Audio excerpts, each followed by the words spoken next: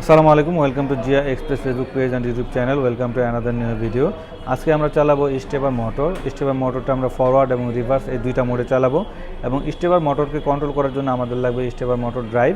তো আর কথা বাড়ছি না, চলুন বন্ধুরা ভিডিওটি শুরু করা যাক। এটা হচ্ছে আমাদের স্টেপার মোটর। এই স্টেপার মোটরটা আমরা ফরওয়ার্ড এবং রিভার্স মোডে চালাবো।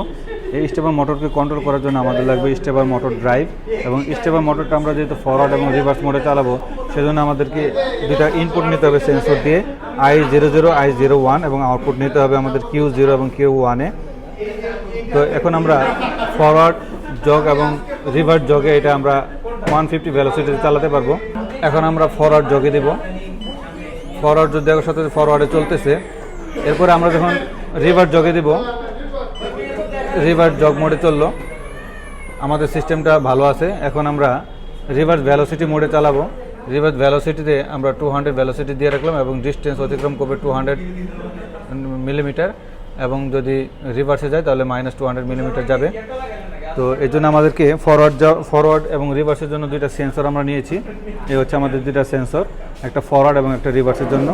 এখন যদি আমি ফরওয়ার্ডে ক্লিক করি, এটা ফরওয়ার্ডে যাবে। সেই জন্য আমাদেরকে কী করতে হবে, এই সিস্টেমটা প্রথমে চালু করে নিতে হবে। আমি যখন রিভার্সে দেবো এটা রিভার্সে চলবে, এটা রিভার্সে চললো। আবার ফরওয়ার্ডে দিলে আবার ফরওয়ার্ডে চলবে।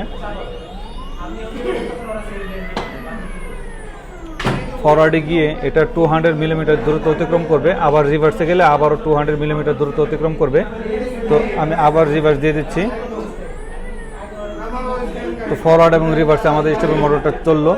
তো এটাকে চালানোর জন্য আমাদের লাগে একটা এই যে স্টেপার মোটর ড্রাইভ এবং এটার আউটপুটটা আমাদের Q0 থেকে বের হয় এবং ইনপুট দিতে হয় I0 I01 এবং এটা হচ্ছে আমাদের পিএলসিতে অলরেডি আমরা প্রোগ্রাম আপলোড করে দিয়েছিলাম এবং এটা হচ্ছে HMI তো প্রোগ্রাম আপলোড করা ছিল এবং দুইটার ভিতরে কমিউনিকেট করার জন্য ইথারনেট কেবল আমরা ইউজ করেছিলাম।